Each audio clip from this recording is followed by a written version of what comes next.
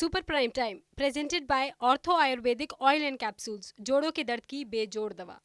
नमस्कार, टीवी 9 भारतवर्ष में स्वागत है आपका। वक्त हो गया देखने का super prime time. Super prime time यानी अगले 1 घंटे तक लगातार देश दुनिया की तमाम बड़ी और अहम खबरें, वर्ल्ड एक्सक्लूसिव न्यूज स्टोरीज और वर्ल्ड ब्रेकिंग न्यूज। तो आइए करते हैं शुरुआत। सबसे पहले बात अफगानिस्तान की।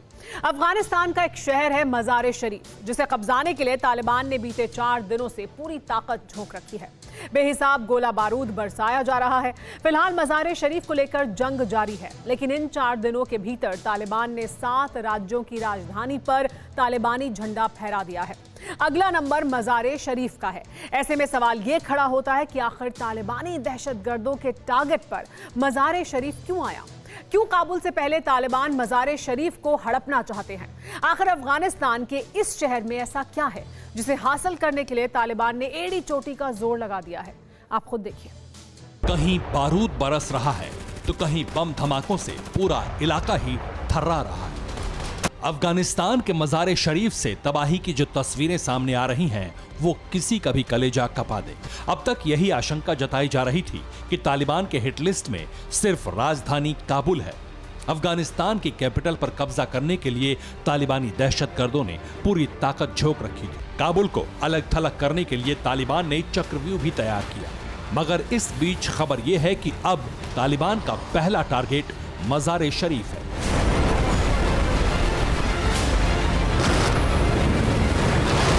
और इस पर कब्जा करने के लिए तालिबान सिलसिलेवार ढंग से हमला कर रहा है।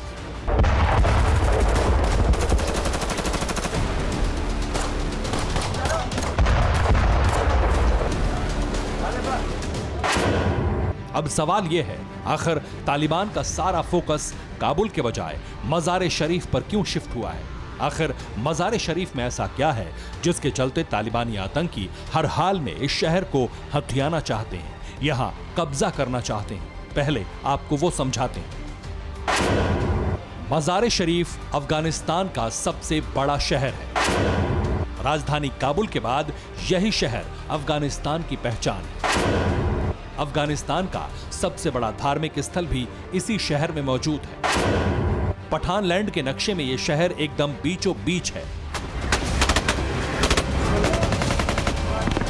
घुटना, कंधा या कमर, चाहे जैसा हो दर्द, डॉक्टर ऑर्थो आपको देता है दर्द से पूरी आजादी, एक भरपूर जिंदगी। ये कोई टेम्परेरी पेन किलर नहीं, आयुर्वेदिक औषधि है। अगर साफ और सीधे शब्दों में कहें तो मज़ार शरीफ पर कब्जा यानी अफगानिस्तान पर कब्जा, क्योंकि भले ही मज़ार शरीफ अफगानिस्तान की राजधानी नहीं है, लेकिन इस शहर की अहमियत बहुत ज्यादा है। हर अफगानी का इस शहर से ताल्लुक है, उसकी आस्था जुड़ी है। लिहाजा तालिबान को काबुल के बजाय मज़ार शरीफ पर कब्जा करने के लिए विध्वंसक प्रहार शुरू करना पड़ा है। जानकारी के मुताबिक मज़ार शरीफ को लेकर तालिबान अफगान सेना के बीच जंग जारी है। पूर्वी मज़ार शरीफ पर तालिबान लगातार ताबड़तोड़ हमले कर रहा है। जवाबी कार्रवाई में अफगानिस्तान की सेना भी एयर स्ट्राइक कर रही है। फिलहाल तालिबान ने मज़ार शरीफ को चारों तरफ से घेर लिया है।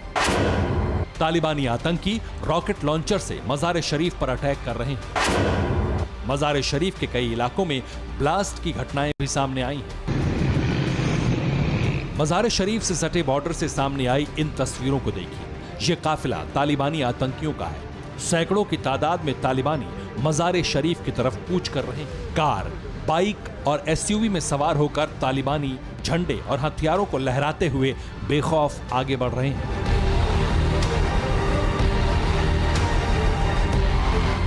इस वक्त अफगानिस्तान ऐसे वॉर जोन में तब्दील हो चुका है जहां विस्फोटक हथियारों के साथ छिड़ी जंग शांत होने का नाम नहीं ले रही। और जिस तरह तालिबान पूरी प्लानिंग के साथ अफगान लैंड के अलग अलग हिस्सों को हड़प रहा है, ऐसे में एक बात साफ हो गई है कि जल्द ही अफगानिस्तान पर तालिबान पूरी तरह से कब्जा पा सकता है।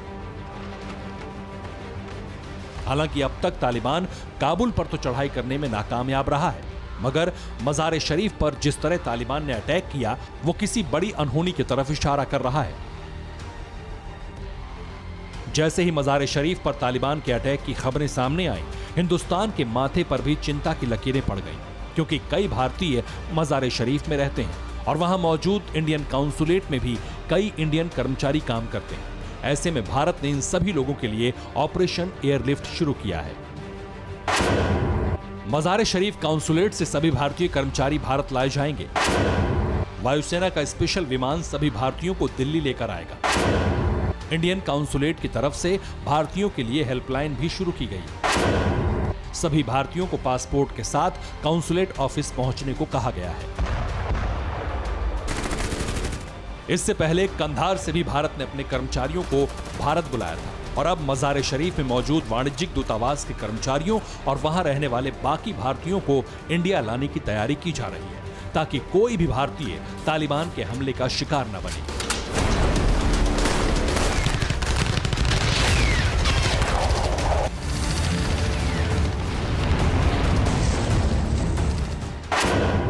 आपको बता दें कि मौजूदा वक्त में अफगानिस्तान में भारत के 5 काउंसुलेट हैं, जिनमें काबुल, कंधार, मज़ार शरीफ, जलालाबाद और एक हेरात में है। इनमें से कंधार के काउंसुलेट से भारतीयों को बुला लिया गया है। मज़ार शरीफ से भारतीय भारत बुलाए जा रहे हैं। अगर हालात आगे और बिगड़े तो बाकी 3 काउंसुलेट से भी भारतीयों को वापस बुलाया जा सकता है। आप ये जानकर हैरान रह जाएंगे कि बीते 3 दिनों के भीतर तालिबान ने अफगानिस्तान के 6 प्रांतों की राजधानियों पर कब्जा जमा लिया है। आखिर कौन कौन से वो राज्य हैं, उसके बारे में भी आपको बता देते हैं। अफगानिस्तान के निमरोज प्रांत की राजधानी जरार पर तालिबान का कब्जा हो चुका है। अफगान लैंड के जोजान राज्य की कैपिटल शेबरगन भी तालिबान के कब्जे में। इसके अलावा सारे पोल की राजधानी पर भी तालिबान का झंडा लहरा रहा है। इतना ही नहीं, समांगन प्रांत की राजधानी समांगन शहर पर तालिबान कब्जा कर चुका है। कुंदूज प्रांत की राजधानी कुंदूज शहर है, उसे भी तालिबान ने हथिया लिया है। तो वहीं अफगानिस्तान के तखर प्रांत की राजधानी तालोकान पर भी तालिबान कब्जा कर चुका है। इसके अलावा दक्षिण पूर्वी हिस्से में मौजूद गजनी प्रांत की राजधानी पर भी तालिबान ने शिकंजा कस लिया है। बीते 100 घंटों में गजनी, ऐबक, जरांज, शेबरगन, तालोकान, कुंदूज सारे पुल पर कब्जा किया है। ये बताता है कि तालिबानी अब रुकने वाले नहीं, मगर अब तक तालिबान ने अफगानिस्तान के जिन शहरों पर कब्जा करते हुए अहम बढ़त बनाई है वो कुंदूज है। अफगानिस्तान को मध्य एशिया से जोड़ने वाले रास्ते पर पड़ने वाला ये शहर ड्रग तस्करी के रूट पर पड़ता है।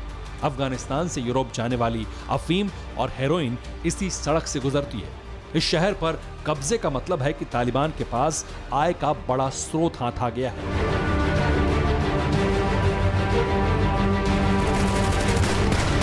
यानी वो आसानी से गोला बारूद और हथियार खरीद सकता है। ठीक इसी तरह अगर तालिबान ने मज़ार शरीफ पर कब्जा किया तो फिर अफगानिस्तान से तालिबान का वजूद मिटाना मुश्किल हो जाएगा। वहीं ये भी खबर सामने आ रही है कि तालिबान को मदद करने के लिए पाकिस्तान ने 20,000 से ज्यादा फिदायीन आतंकियों की खेप भेजी।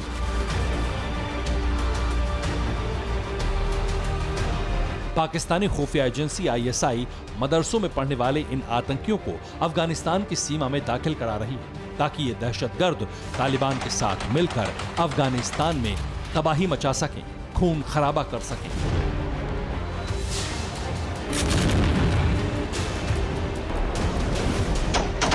Bureau report, TV9 Bharatvarsh. 6 अगस्त को इजरायली एयरफोर्स की फाइटर जेट ने सूरज निकलने के कुछ मिनट पहले गाजा पट्टी में 2 ठिकानों पर जमकर बारूद बरसाया था। इसके बाद इजराइल ने लेबनान में एयर स्ट्राइक शुरू कर दी, लेकिन लेबनान में हुआ हमला गाजा पट्टी में हुए अटैक से एकदम अलग था। लेबनान में इजराइल ने अरब सागर का बदला लिया था और अब हालात इतने बिगड़ चुके हैं कि इजराइल और ईरान के बीच हिजबुल्लाह जंग की वजह बन गया है। पूरा समीकरण समझने के लिए ये रिपोर्ट देखिए।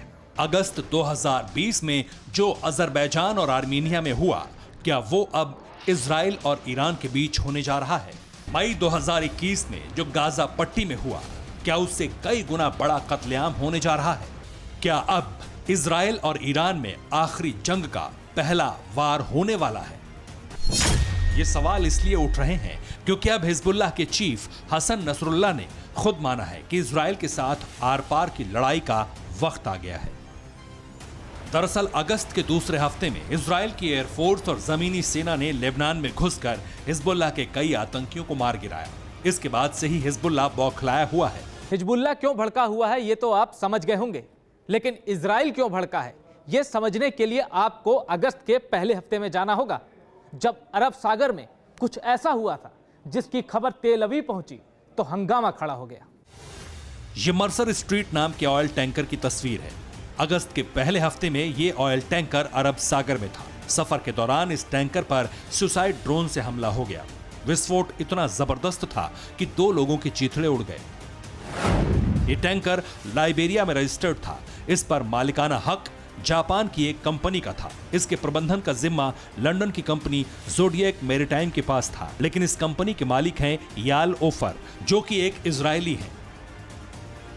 इजरायल को यह पता चल गया कि टैंकर पर हमला ईरान ने करवाया है। यह पहली बार था जब इजरायल और ईरान की अदावत में किसी सिविलियन ने जान गंवाई हो। इजराइल में एक गजब की खूबी है।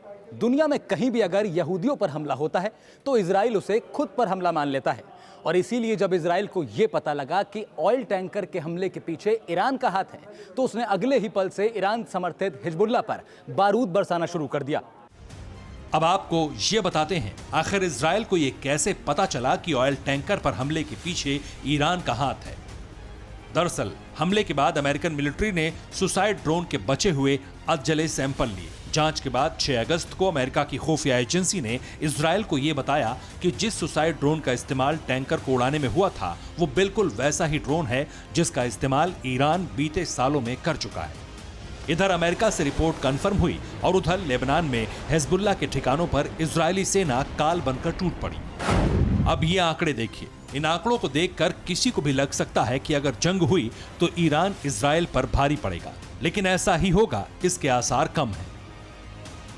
ईरान की सेना में इजरायली खुफिया एजेंसी के एजेंट भरे हुए हैं जो रिवोल्यूशनरी गार्ड्स की हर प्लानिंग सीधे मोसाद हेडक्वार्टर भेजते हैं।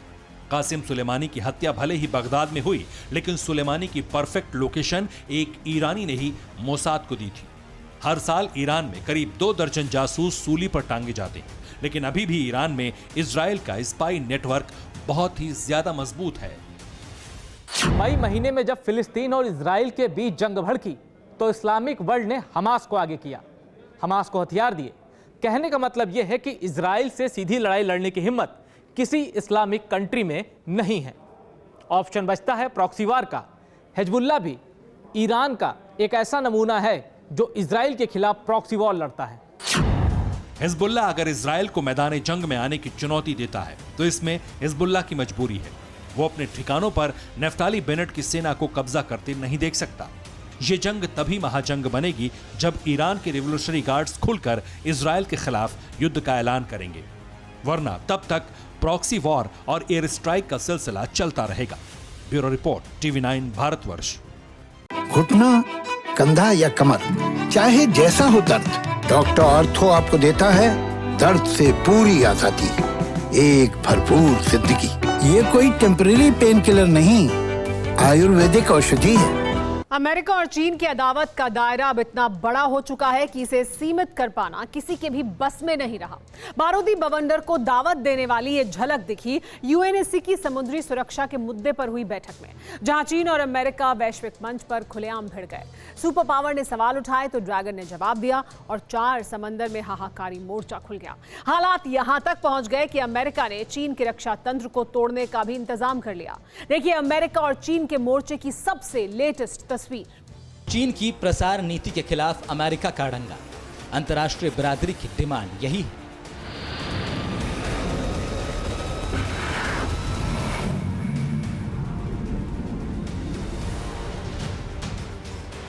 इस वक्त समुद्री सुरक्षा पूरी दुनिया के लिए सबसे बड़ा मुद्दा है और इसके उदाहरण के केंद्र पर साउथ चाइना सी। यही वजह है कि जब यूएनएससी की बैठक की अध्यक्षता के दौरान प्रधानमंत्री मोदी ने समुद्री सुरक्षा का मुद्दा उठाया तो साउथ चाइना सी में सुलग रहा बारूद धधकने लगा।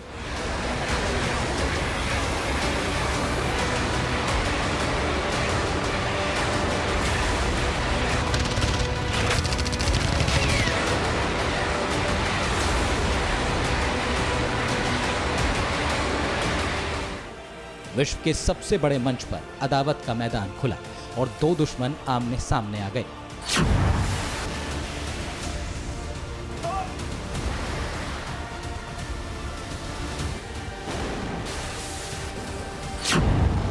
विश्व पटल पर सुरक्षा से जुड़े मुद्दे और दायरे का विस्तार हुआ। तो आग साउथ चाइना सी से फैलकर हिंद महासागर की दहलीज पर भी पहुंची। ब्लैक सी भी थर्राने लगा, जिसका कारण है ताकतवर देशों की तस्वीर बदलने की तैयारी। बेहद नाजुक दौर और हालातों की हकीकत सीधे ग्राउंड पर समझिए। भिड़न अमेरिका बनाम चीन, बाइडेन मुखर, तैश में जिनपिंग। अंतर्राष्ट्रीय मंच जुबानी जंग, चीन के तेवर से दुनिया दंग। 4 समंदर में जंगी बेड़े तैनात, यूएस यूके करेंगे बारूद से बात। पानी पर एक्शन, प्लान जारी, बारूद बरपाने की तैयारी। अंतर्राष्ट्रीय क्षेत्र में सुरक्षा के लिए बारूदी फील्ड का विस्तार यह है कि संयुक्त राष्ट्र सुरक्षा परिषद की अध्यक्षता भारत कर रहा है। और 9 अगस्त को जब प्रधानमंत्री नरेंद्र मोदी ने यूएनएससी की बैठक की अध्यक्षता की तो समुद्री सुरक्षा के मुद्दे पर वो हुआ जिसकी कल्पना भी नहीं की गई थी। प्रधानमंत्री के भाषण के बाद निगाह सीधे चीन की तरफ घूमी, लेकिन उसके विपक्षी मोर्चे पर ना तो भारत था, ना ही एशिया के दूसरे देश, बल्कि खुद सुपर पावर अमेरिका ने दूसरा छोर संभाल लिया, खुलेआम चीन को चेतावनी दी और चीन मुंहजोरी पर उतर आया। दरअसल प्रधानमंत्री मोदी ने समुद्री सुरक्षा पर वर्चुअली खुली बहस की अध्यक्षता की और उनकी गैर मौजूदगी में विदेश मंत्री एस जयशंकर ने कमान संभाली। इसी दौरान साउथ चाइना सी पर गैर कानूनी समुद्री दावे का मुद्दा उठा और मुद्दा उठाने वाला देश था अमेरिका।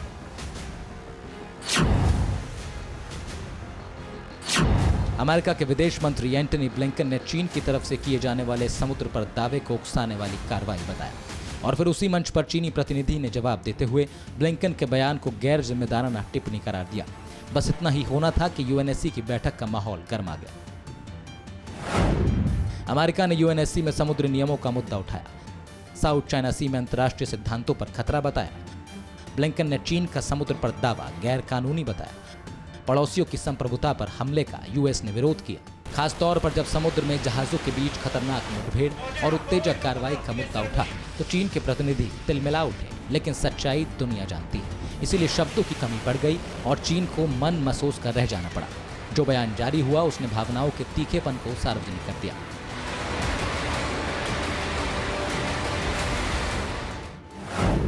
चीन ने समंदर में जारी संघर्ष के असर का मुद्दा उठाया। यूएनएससी में साउथ चाइना सी पर बहस से इंकार किया। चीन ने साउथ चाइना सी को आसियान का मुद्दा बताया। अंतर्राष्ट्रीय कानून के तहत मिली स्वतंत्रता का जिक्र किया।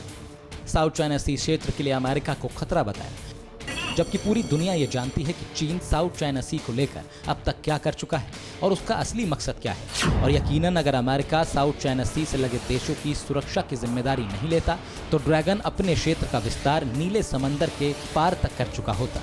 इसीलिए चीन संयुक्त राष्ट्र सुरक्षा परिषद की बैठक में खींच खाने से बाज नहीं आया, क्योंकि बैठक का मसला था समुद्री सुरक्षा, जो चीन के लिए गले की फांस बन गया।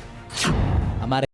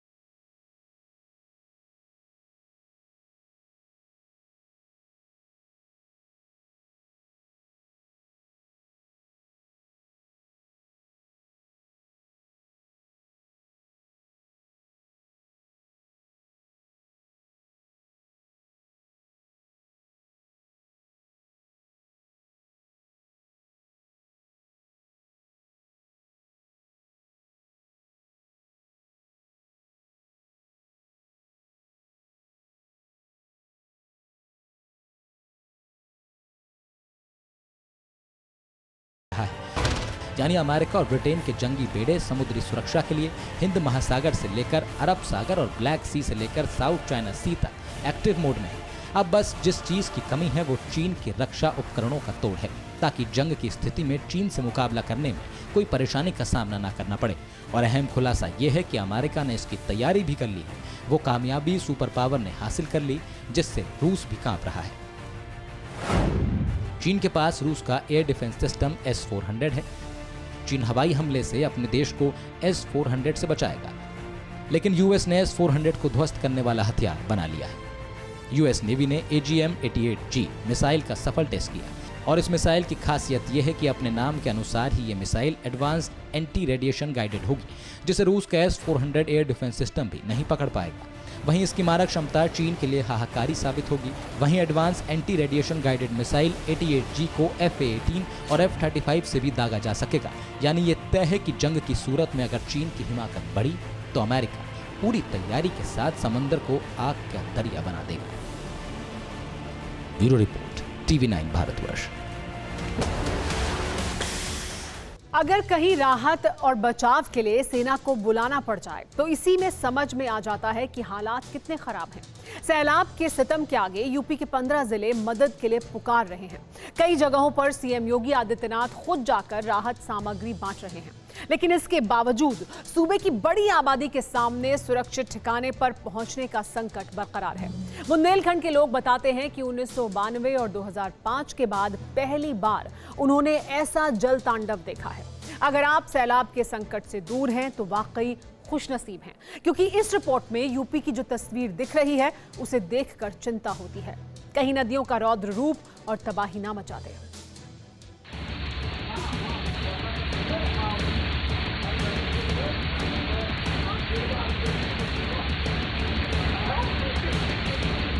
जालौन में यमुना नदी ने खतरे का निशान पार किया तो फिर कैसा तांडव मचा, यह आप तस्वीरें देखकर ही समझ सकते हैं। यूपी के जिन 15 जिलों में सैलाब का सबसे ज्यादा आतंक है, उनमें से एक जालौन भी है। यहां हालात इतने बेकाबू हो चुके हैं कि सेना को मोर्चा संभालना पड़ा है। जी हां, फ्लड रिलीफ ऑपरेशन में इंडियन एयरफोर्स 3 हेलीकॉप्टर्स के साथ बाढ़ पीड़ितों को राहत पहुंचाने में जुटी है। हर दिन औसतन 5000 किलोग्राम की राहत सामग्री सेना सप्लाई कर रही है।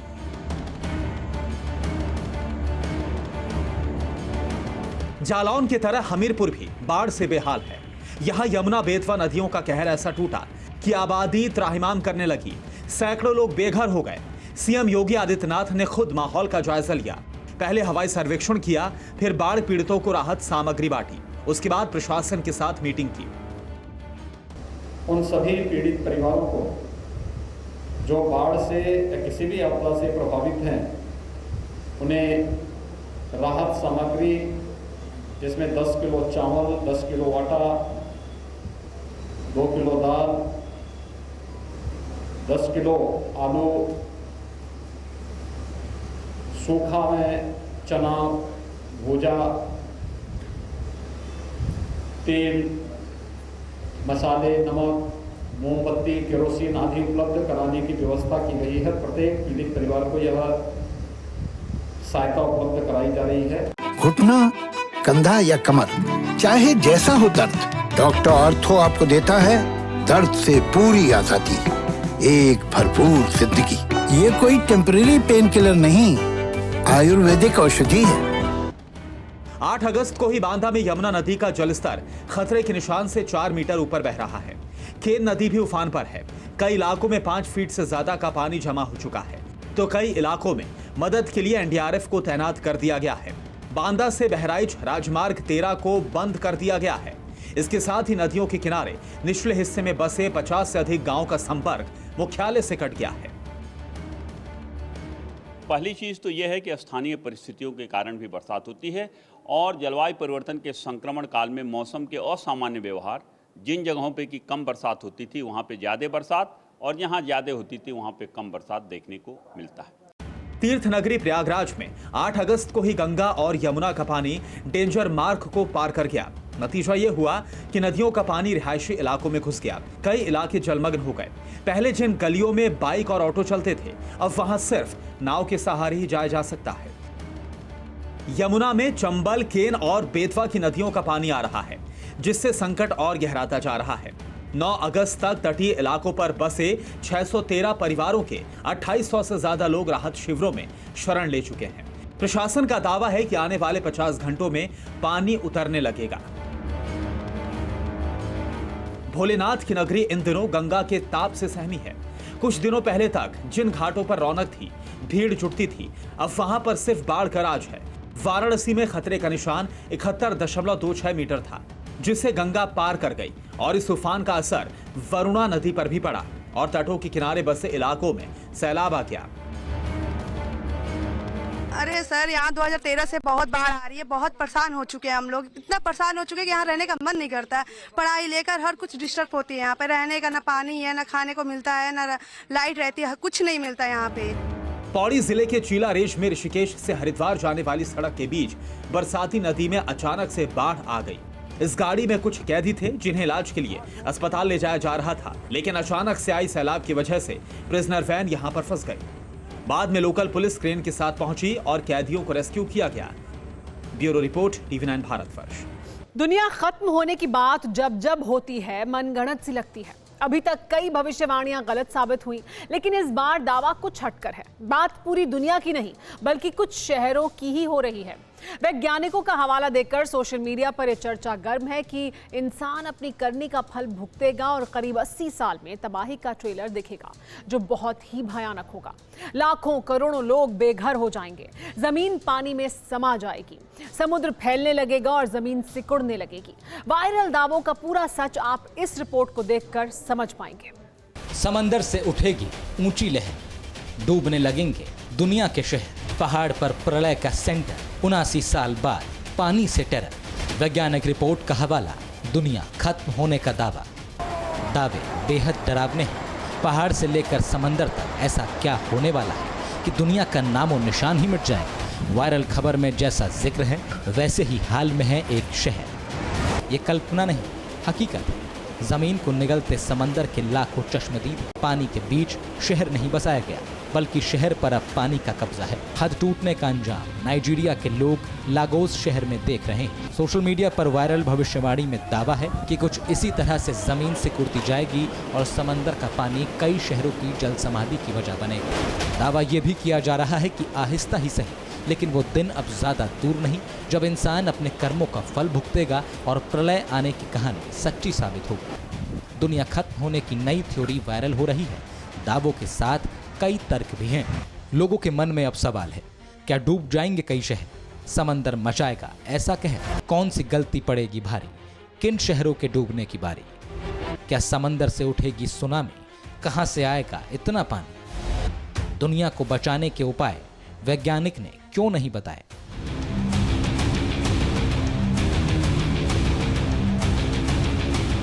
सवाल है कि जब विज्ञान ने इतनी तरक्की कर ली है, दुनिया में इतने महान वैज्ञानिक हैं, फिर क्या इसे टाला नहीं जा सकता?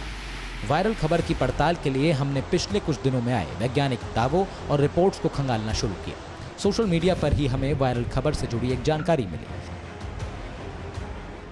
अमेरिकी अंतरिक्ष एजेंसी नासा ने ट्वीट किया है। ट्वीट में दुनिया का नक्शा है, कुछ स्पॉट्स को सर्कल किया गया है और लिखा गया है, दुनिया समुद्र का लेवल बढ़ने के असर को झेलने के लिए तैयार रहे। नक्शे में भारत के कई समुद्री किनारे वाली जगह भी सर्कल है।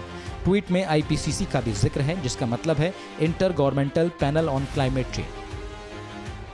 अब इतना तो साफ हो गया था कि वायरल दावे नासा और IPCC की रिपोर्ट के आधार पर ही किए जा रहे हैं, लेकिन अब तक ये सवाल बाकी था कि जो दावे किए जा रहे हैं, क्या नासा और IPCC की रिपोर्ट्स में भी वैसे ही खतरे की बात लिखी गई है? नासा ने सी लेवल प्रोजेक्शन टूल बनाया। इसका आधार IPCC की वही रिपोर्ट है जिसके बारे में हमने आपको बताया था। अब रिपोर्ट में क्या है ये जान लीजिए।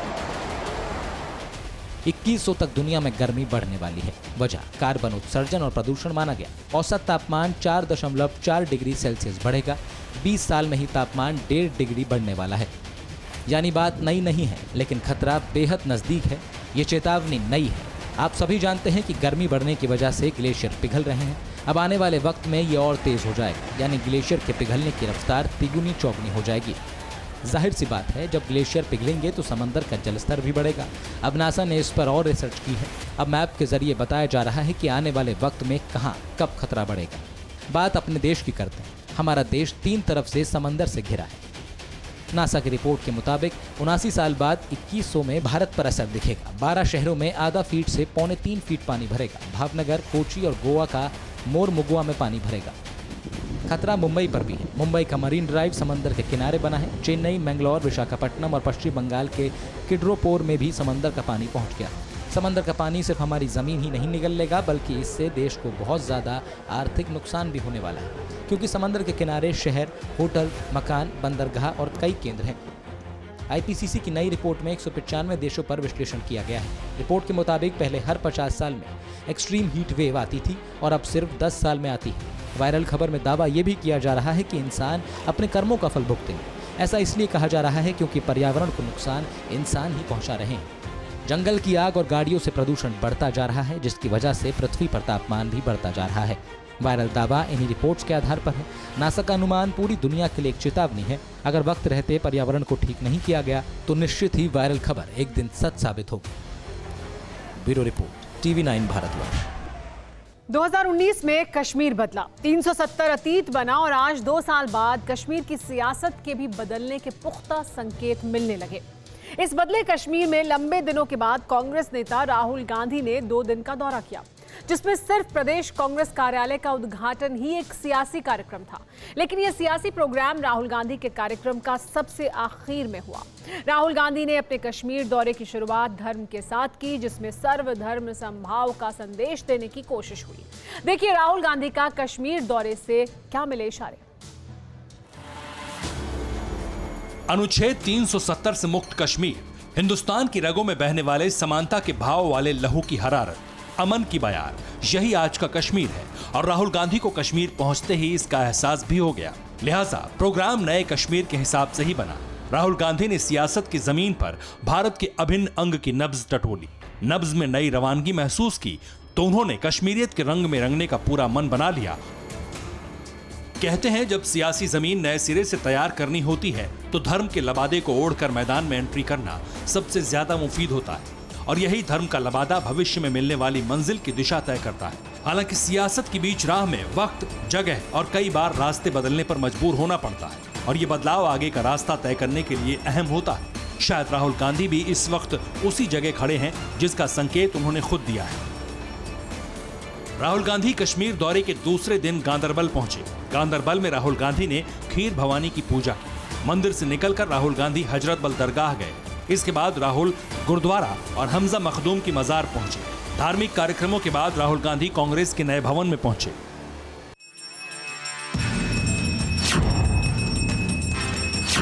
इशारा साफ है, अब नए कश्मीर की सियासत में आए बदलाव के साथ राहुल गांधी भी उसी दिशा में आगे बढ़ रहे हैं जो आज का कश्मीर चाहता है।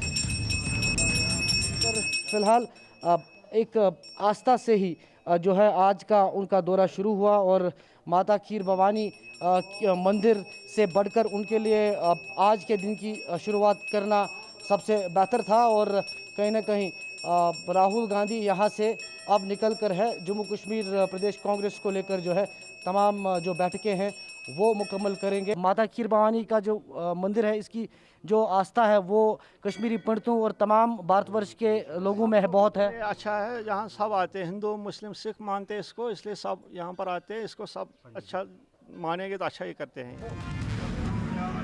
राहुल गांधी की कश्मीर यात्रा धार्मिक नहीं बल्कि सियासी थी, इसलिए माता खीर भवानी के मंदिर में भी सियासी पक्ष छिप न सका, क्योंकि भले ही जम्मू कश्मीर में मुसलमान आबादी सबसे ज्यादा हो, लेकिन अब भी दूसरे नंबर पर हिंदू आबादी ही काबिज है। 2011 की जनसंख्या के मुताबिक जम्मू कश्मीर में मुसलमान आबादी 85,67,485 है, यानी कुल आबादी में मुसलमानों का प्रतिशत 68.31% है।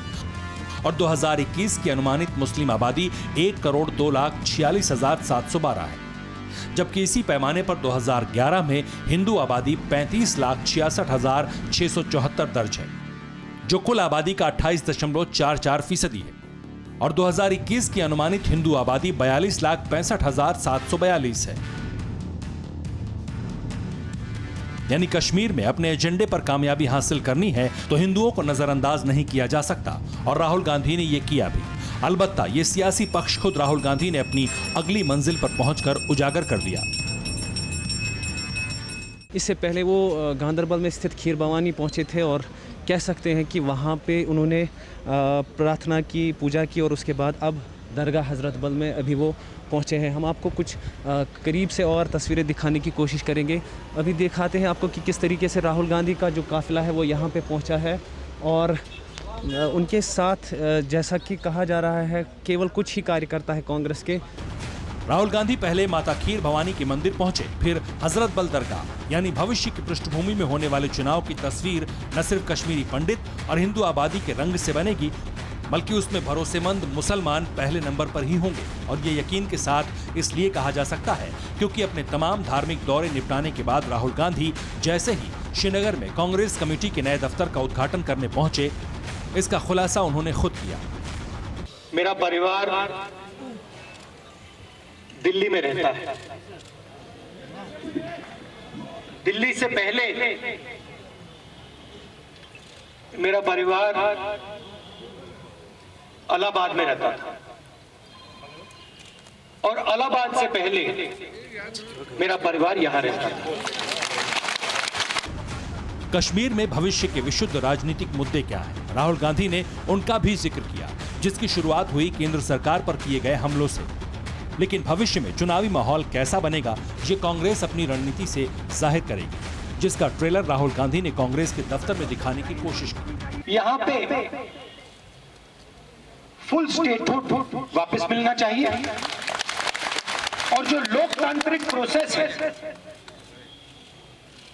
जिसको हम इलेक्शन कहते हैं, फ्री एंड फेयर इलेक्शन होना चाहिए। राहुल गांधी ने बदले कश्मीर में कश्मीरियत की गहराई दिखाने की कोशिश भी की, वो भी धर्मनिरपेक्ष अंदाज में, और वो इसलिए क्योंकि यही नए कश्मीर की मांग है। श्रीनगर से मेराज अहमद के साथ ब्यूरो रिपोर्ट, TV9 भारतवर्ष। एक बार फिर दुनिया के सामने चीन की क्रूरता देखने को मिली है, वो भी दूसरे देश के नागरिक के साथ। दरअसल चीन में एक विदेशी नागरिक ड्रग तस्करी के आरोप में पकड़ा गया। चीन की अदालत ने उसे 15 साल कैद की सजा सुनाई, मगर इस फैसले के खिलाफ जब अपील की गई तो चीन की अदालत ने 15 साल कैद की सजा को मृत्युदंड में तब्दील कर दिया। बस इसी बात के चलते दो देशों में विवाद बढ़ गया और अब हालात युद्ध के मुहाने पर आते दिखाई दे रहे हैं। आखिर कैसे, ये आप खुद देखिए। चीन की एक अदालत में खड़े इस शख्स को मौत की सजा सुनाई गई है।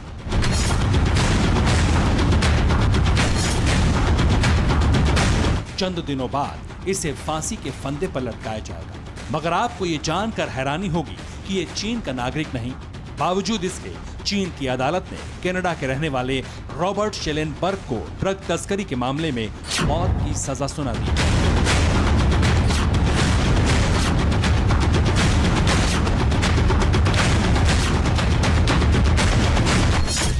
हर देश के कानून अलग होते हैं, सख्ती अलग होती है। मुमकिन है चीन में भी ड्रग तस्करी को लेकर सख्त कायदे कानून होंगे, मगर ड्रैगन के इस फैसले में साजिश की बू आ रही है।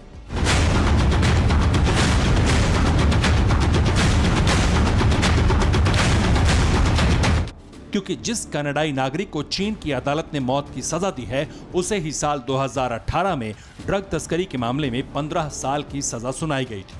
लेकिन जब इस मामले में कनाडा की तरफ से सजा माफ करने की अपील की गई, तो चीन के लियाओनिंग प्रांत की अदालत ने न सिर्फ अपील को खारिज कर दिया, बल्कि कनाडा के नागरिक की सजा को मृत्यु दंड में बदल दिया।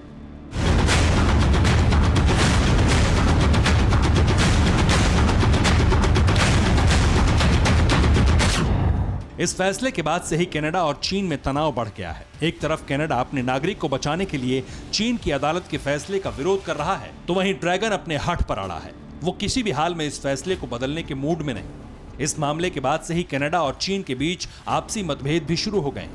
मुमकिन है कनाडा अंतर्राष्ट्रीय मंच पर भी इस मुद्दे को उठा सकता है और ड्रैगन के खिलाफ लामबंदी कर सकता है, क्योंकि खबर यह भी सामने आई है कि चीन की अदालत ने कनाडा के नागरिक पर ड्रग तस्करी के साथ साथ जासूसी के भी आरोप लगाए थे। अब इसमें कितनी सच्चाई है, फिलहाल इस पर सस्पेंस है, मगर ड्रैगन का ये कदम महायुद्ध की आग भड़का सकता है। Bureau report, TV9 Bharatvarsh. चीन एक बेहद खुराफाती देश है। चीन के वैज्ञानिक भी दिन रात ऐसी चीजों की खोज में लगे रहते हैं जिससे वो दुनिया को चौंका सके। अब चीन ने ऐसा कुछ बनाया है जो हीरे की तरह है, यानी हीरे में जो गुण होते हैं ठीक उसी तरह के गुण वाला मटेरियल तैयार किया है। असल में ये एक ग्लास मटेरियल है, यानी शीशे जैसा समझिए। चाइनीज ग्लास मटेरियल हीरे की तरह ही कठोर है। इस मटेरियल से बिजली भी क्रॉस हो सकती है और सबसे परेशानी वाली बात यह है कि इस मटेरियल से घातक हथियार भी तैयार किए जा सकते हैं। हीरे की पहचान तो जौहरी ही करता है, सुना ही होगा आपने। लेकिन अब तो जौहरी भी चकरा जाएंगे, क्योंकि डुप्लीकेट बनाने के मास्टर ड्रैगन ने नया चमत्कार कर दिया है। चीन ने जो भी बनाया उसे हीरे का डुप्लीकेट इसलिए कहा जा रहा है क्योंकि हीरे में जो गुण होते हैं वो तमाम गुण उस मटेरियल में हैं। चीन ने नकली हीरे जैसे मटेरियल का नाम रखा है AM3। AM3 एक ग्लास मटेरियल है, लेकिन ये हीरे जितना ही कठोर है।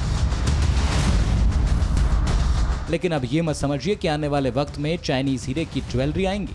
चीन ये भी कर सकता है, लेकिन हीरा जैसे मटेरियल बनाने के बाद चीन इसका इस्तेमाल हथियार बनाने में कर सकता है। चीन का डुप्लीकेट हीरा फोटो इलेक्ट्रिक डिवाइस के रूप में इस्तेमाल हो सकता है। ये बहुत ज़्यादा तापमान झेल सकता है। चीन के नए मटेरियल के बारे में कहा जा रहा है कि ये हीरे में भी गहरा स्क्रैच कर सकता है। बुलेट प्रूफ ग्लास के बारे में आप जानते हैं। चीन ने अगर अपने AM3 मटेरियल से बुलेट प्रूफ बनाया तो समझिए कि वो नॉर्मल बुलेट प्रूफ से 20 से 100 गुना ज़्यादा बेहतर होगा। यानी चीन चाहेगा तो हाई क्वालिटी का बुलेट प्रूफ भी बन सकता है। चीन का मटेरियल एक ultra strong semi conducting device है, लेकिन इसका बड़े पैमाने पर उत्पादन करना मुश्किल है। चीन को इसके लिए काफी ज्यादा काम करना होगा, लंबा वक्त लगेगा। Bureau report, TV9 Bharatvarsh. 10 अप्रैल 1815 को इंडोनेशिया में माउंट तंबोरा ज्वालामुखी फटा था। 1.25 लाख लोगों की जान गई थी। ये हम आपको इसलिए बता रहे हैं कि अगर एक बड़ा ज्वालामुखी अपनी पूरी ताकत से फट जाए तो एक शहर लावे में लिपटकर भस्म हो सकता है। अब अमेरिका से वायरल खबर सामने आई है कि वहां सुपर वोल्केनो फटने वाला है, क्योंकि वहां के येलोस्टोन वोल्केनो के करीब 30 दिनों में 11,000 भूकंप के झटके आ चुके हैं। देखिए ये रिपोर्ट। दुनिया में हॉलीवुड मूवीज के जितने भी दीवाने हैं उन्होंने ये फिल्म जरूर देखी होगी।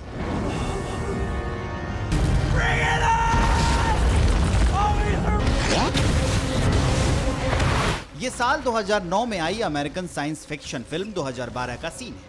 इस सीन में जिस जगह एक के बाद एक प्रलय लाने वाले वोल्केनो फट रहे हैं वो अमेरिका का येलोस्टोन नेशनल पार्क है। अब येलोस्टोन नेशनल पार्क से जो ताजा खबर आई है उसे देखकर आपको भी फिल्म 2012 की याद आ जाएगी। ये हम इसलिए कह रहे हैं क्योंकि अमेरिका के इसी येलोस्टोन नेशनल पार्क में पिछले महीने 1100 से अधिक भूकंप के झटके आए हैं, यानी हर रोज करीब 36 बार यहाँ जलजला उठा है। द यूनाइटेड स्टेट्स जियोलॉजिकल सर्वे के मुताबिक 2017 के बाद से ये पहली बार है जब येलोस्टोन नेशनल पार्क में 30 दिनों में इतने ज्यादा भूकंप के झटके महसूस किए गए। USGS की रिपोर्ट में एक चौंकाने वाली बात दर्ज है, और वो ये कि एक महीने के अंदर 1100 भूकंप के झटके आने के बावजूद जमीन के नीचे कोई मैग्नेटिक हलचल नहीं दिखी। मुमकिन है कि जमीन के नीचे गर्मी बढ़ गई हो और फिर ऐसा हुआ हो, क्योंकि सिर्फ लावा बहने से इतने भूकंप नहीं आते। 1,60,000 सालों से येलोस्टोन भयानक ज्वालामुखी विस्फोट का केंद्र रहा है। यहाँ हर साल हजारों की तादाद में भूकंप आते हैं। अभी तक ऐसे भूकंप की गिनती उंगलियों पर है जब रिक्टर स्केल पर कांटा 6 के पार गया हो, लेकिन 40 साल पहले येलोस्टोन ने अमेरिका को डरा दिया था। 17 अगस्त 1959 को यहाँ ऐसा भूकंप आया कि मोंटेना राज्य में तकरीबन $100 मिलियन की संपत्ति बर्बाद हो गई। 2 दर्जन से ज्यादा लोग मारे गए। पिछले 30 दिनों में येलोस्टोन में 1100 भूकंप भले ही आए हो, लेकिन इन 1100 में से सिर्फ 4 भूकंप ऐसे थे जिनकी तीव्रता रिक्टर स्केल पर 3 या 3 से ऊपर थी। येलोस्टोन को दुनिया का पहला नेशनल पार्क माना जाता है। ये अमेरिका के पश्चिमी हिस्से में है और करीब 9,000 वर्ग किलोमीटर के दायरे में फैला है। येलोस्टोन नेशनल पार्क में सुपर वोल्केनिक सिस्टम होने की वजह से इसे येलोस्टोन सुपर वोल्केनो भी कहा जाता है। इसी वजह से वैज्ञानिकों का एक वर्ग इसे बड़ी तबाही का सिग्नल मान रहा है। इस नेशनल पार्क की फॉल्स लाइन बहुत ज्यादा एक्टिव है, इसलिए यहाँ भूकंप भी बहुत आते हैं। अगर यहाँ का सुपर वोल्केनो अपनी पूरी ताकत के साथ फट जाए तो अमेरिका का नामो निशान नहीं बचेगा। हालांकि अभी ऐसा होने में कई हजार साल बाकी हैं और तब तक अमेरिका चैन की सांस ले सकता है। Bureau report, TV9 Bharatvarsh. किसी महिला के लिए बलात्कार से बड़ा कोई गुनाह नहीं हो सकता, लेकिन अगर उसका दर्द समझने की बजाय मरहम लगाने की जगह बलात्कार पर भद्दी दलीलें दी जाएं, तो जख्म आत्मा को भी झकझोर देता है। विकसित देश स्विट्जरलैंड में कुछ ऐसा ही हुआ, जहां रेप के एक आरोपी की सजा की सुनवाई के दौरान जज ने कुछ ऐसा फैसला दिया कि फ्रांस में प्रोटेस्ट शुरू हो गया। दोनों हाथ जोड़कर सैकड़ों लोग जिस मकसद से इकट्ठा हुए हैं वो आप जानेंगे तो पहले चौंकेंगे और फिर आपका खून खौल उठेगा। तस्वीरें स्विट्जरलैंड की है और प्रोटेस्ट कर रहे इन लोगों के टारगेट पर एक जज है। दरअसल बीते साल बेसेल शहर में 2 पुर्तगाली नागरिकों ने एक 33 साल की महिला के साथ उसी के फ्लैट में बलात्कार किया था। जिन 2 लोगों ने बलात्कार किया था उनकी उम्र 17 और 32 साल थी। 17 साल वाले आरोपी के ऊपर अभी जुवेनाइल कोर्ट में मुकदमा चल रहा है, जबकि 32 साल वाले आरोपी जिसका नाम जिआओ पी है उसे 51 महीने जेल की सजा सुनाई गई थी। रेप के आरोपी जिआओ पी ने सजा के खिलाफ अपील की। जस्टिस हेंज ने यह कहकर सबको चौंका दिया कि अपराधी का अपराध बहुत बड़ा नहीं है। पीड़िता के साथ महज 11 मिनट तक रेप किया गया और यह समय सीमा इतनी ज्यादा नहीं कि इसके लिए 51 महीने की सजा दी जाए। ये तस्वीर रेप के आरोपी जिआओ पी की है, जिसकी सजा जज ने 51 महीने से घटाकर 36 महीने कर दी है। हैरानी इस बात की है कि अब जिआओ पी बहुत जल्द आजाद भी हो जाएगा।